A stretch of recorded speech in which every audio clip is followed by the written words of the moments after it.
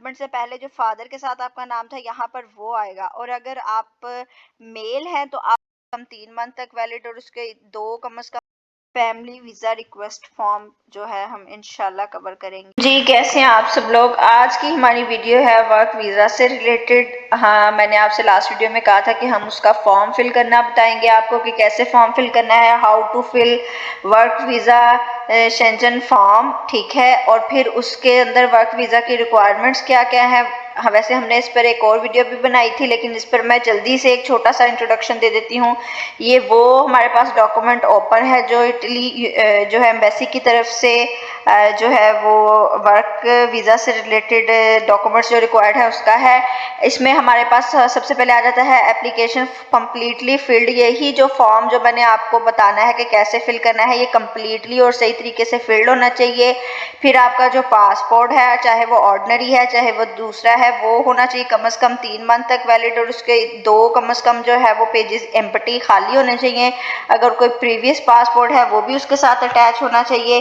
फिर उसके साथ आपकी पुलिस रिपोर्ट भी आनी चाहिए, वो भी ठीक है। आपकी जो 2 पासपोर्ट साइज फ़ोटो हैं जिस पर जो है वो एडिटेड ना हो और उसका जो है वो बैकग्राउंड जो है वो वाइट हो। फिर आपका नौलाउस्ता आपका जो परमिट है वो आ जाएगा। फिर आपकी बिजनेस प्रोफाइल आ जाएगी, ठीक है। उसमें जी chamber of commerce of industry जो है वो मतलब ऑफिशियल आपकी बिजनेस प्रोफाइल आएगी। अगर आपने मतलब आपके पास living Italian of the Italian company, जो आपकी इटालियन कंपनी जिसने आपको बुलाया है, ठीक है, उसकी जिन्होंने आपको बुलाया उनकी तरफ से आपको ये एनओसी इशू होगा। फिर आपका आ जाता है request of NOC made by the employer for the approval of job.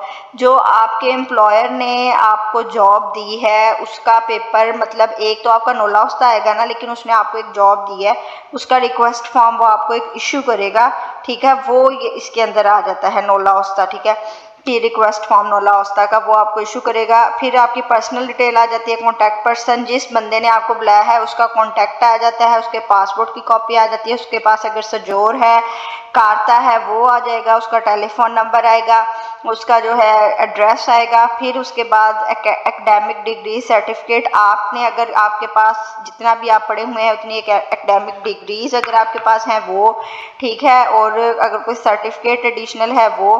फिर आ जाता है coloured copy of valid CNIC और पासपोर्ट की कॉपीज़ भी आपको चाहिए होंगी। फिर अगर आप मैरिड हैं तो आपका एफआरसी आएगा फैमिली के साथ। और अगर आप जो है नहीं मैरिड तो आपकी जो है वो आपके बहन भाइयों के साथ आपका एफआरसी जो है वो भी आएगा। अगर आपके दोनों हैं तो फिर आप मतलब मैरिड भी हैं तो फिर आपने जो है वो बहन भाइयों के साथ भी बनाना है और फैमिली के साथ भी बनाना है, ठीक है। फिर आपका जो है अगर आपने इससे पहले वीज़ा अप्लाई किया था और आपका रिफ्यूज़ हो गया था तो आपने वो भी लाजमी साथ लगाना है। और फिर आपने एक्सप्लेनेशन भी देनी है कि क्यों रिफ्यूज़ हुआ था। फिर आपका पोलियो कार्ड आ जाएगा, वो आप किसी भी गवर्नमेंट हॉस्पिटल से ले सकते हैं। फिर आपकी वीज़ा फ़ी आएगी, वीज़ा फ़ी डिपेंड करती है 90 डेज़ के हिसाब से 25,000 होती है, ठीक है, वो आएगी।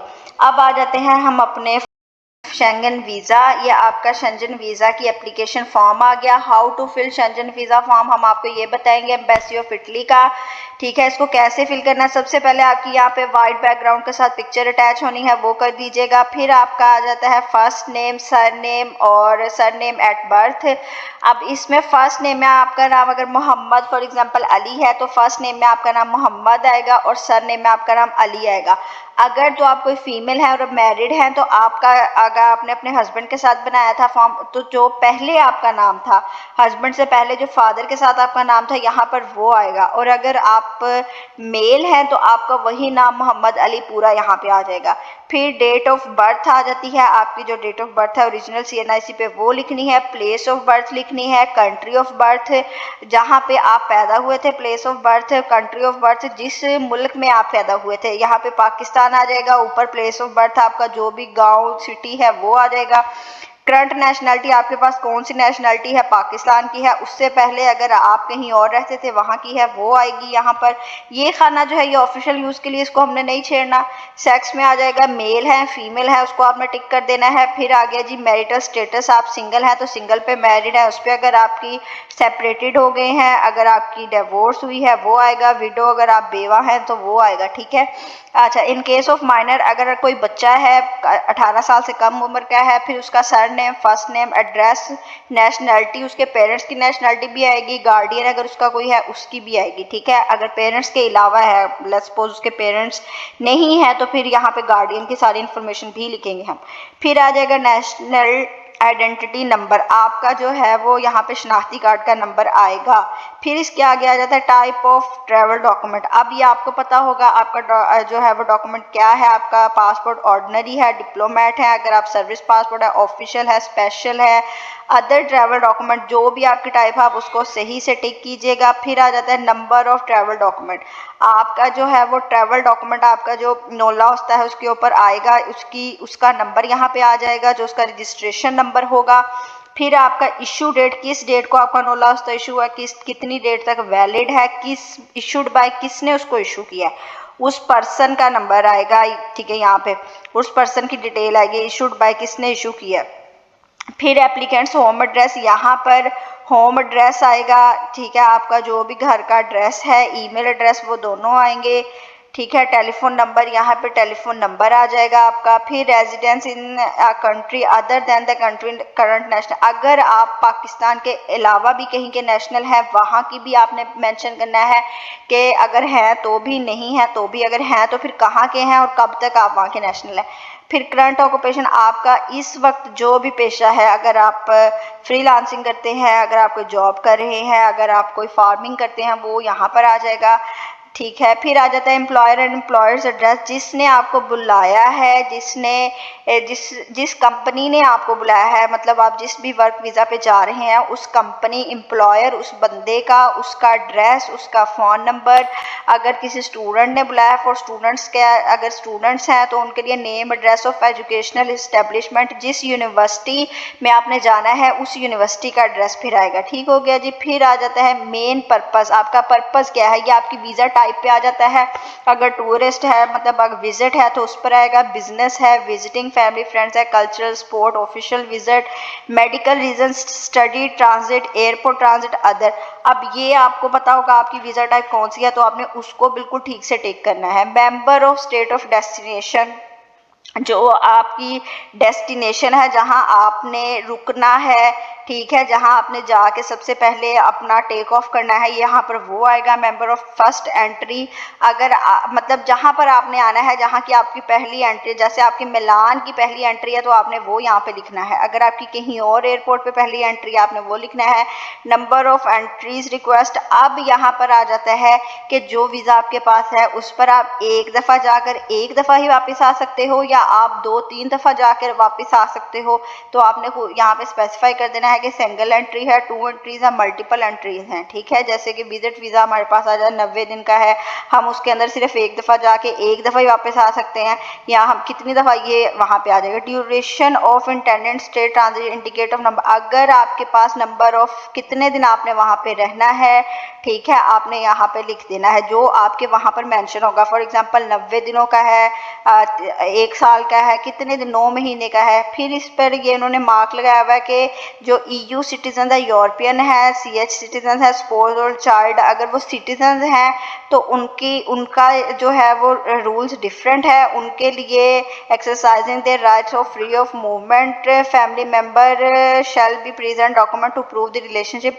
अगर आपको EU नेशनल कोई वहाँ पर है, ठीक है, और अगर कोई वो फॉर्म फिल कर रहा है, उसकी तरफ से आप जा रहे हैं, तो आपने उसका स्पेसिफाई करना है, उनका बताना है कि फैमिली मेंबर के साथ आपका रिलेशनशिप क्या है और किस तरह है। ये 34-35 क्लॉज में आएगा, ये आगे जाके हम आपको समझाएंगे। फिर उन्होंने कहा है field 1-3 shall be filled in the accordance with the data of travel document. उन्होंने कहा है 1 और 3 जो है ये आपके ट्रैवल डॉक्यूमेंट पे डिपेंड करता है, उसके हिसाब से आपने फिल करना है। फिर उन्होंने कहा visa issued during the past year, अगर आपने शेंगन वीज़ा की ही किसी और कंट्री जाने के लिए भी आपके पास पहले था पास्ट 3 इयर्स में, फॉर एग्जांपल आपने जर्मनी ट्रैवल किया है, स्पेन ट्रैवल किया है, वहाँ का कहीं था, तो आपने यहाँ पे स्पेसिफाई करना है कि मेरे पास हाँ था, नहीं था, और अगर था तो कितनी देर के लिए था। चाहे वो एक्सपायर हो गया लेकिन अगर पिछले 3 दिनों के अंदर था तो आपने यहाँ पे लाजमी वो चीज़ अपनी वो करनी है। फिर आगे आ जाता है फिंगरप्रिंट्स। अगर आपने किसी भी जो है वो वीज़ा से रिलेटेड कहीं पे फिंगरप्रिंट से किसी शेंगन वीज़ा से रिलेटेड फिंगरप्रिंट्स प्रीवियसली दिए हैं तो वो किसके लिए दिए हैं और किस डेट को दिए हैं।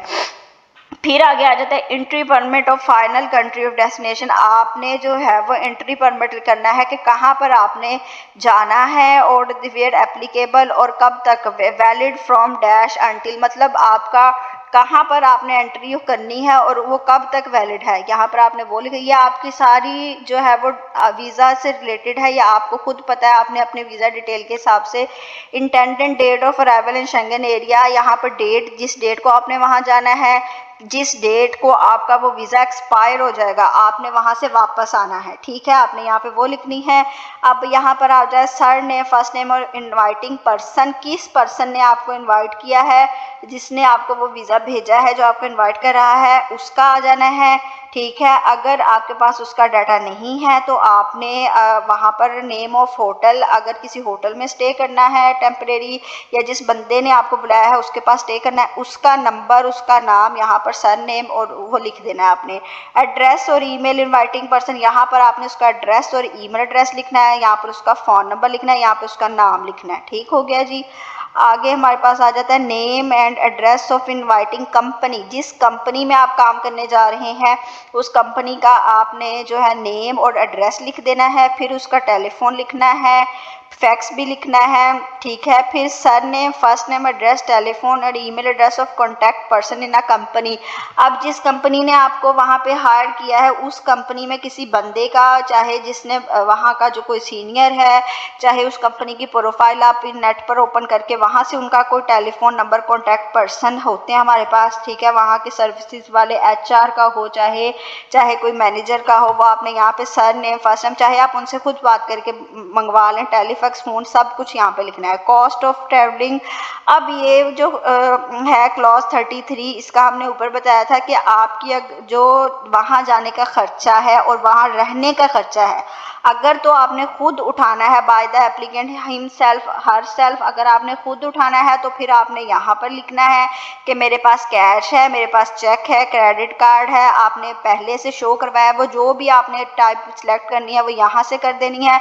अगर आपको कोई स्पॉन्सर कर रहा है वहाँ पे कंपनी ही आपका उठाएगी या वो जो बंदा आपको बुला रहा है वो उठाएगा, तो आपने उसकी डिटेल, ये देखें 31, 32 फील्ड जो ऊपर थी उसमें आपने वो लिखना है। ठीक है, फिर आगे आ जाता है personal data of the family member. अगर आपका फैमिली मेंबर वहाँ पे कोई है जो EU सिटीजन है और आपने उससे रिलेशनशिप यहाँ पे स्पेसिफाई भी किया है कि मैं, वो मुझे स्पॉन्सर कर रहा है या वो मुझे बुला रहा है, उसका डाटा आपने यहाँ पे लिखना है, उसका surname, first name, date of birth, nationality, number of travel document, ID card, उसका ID कार्ड नंबर, और आपका उसके साथ रिलेशनशिप क्या है वो स्पेसिफाई करना है। प्लेस, डेट, आपने डेट लिखनी है। सिग्नेचर, अगर कोई माइनर है तो उसका सिग्नेचर वगैरह यहाँ पे होगा।